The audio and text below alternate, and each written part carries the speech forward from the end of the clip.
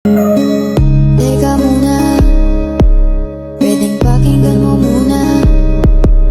Huwag mo muna ko nasabayan, kasi lalo lang lalabo ang paliwanagan.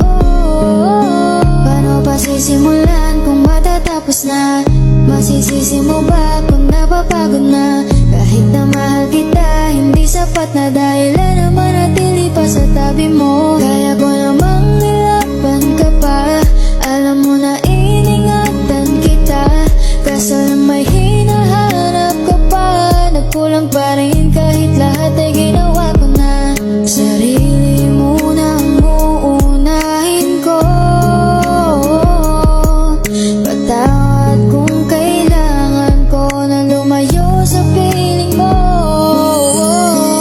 Baka di lang talaga tayong dalawa, at mas mabuting palayain na kita.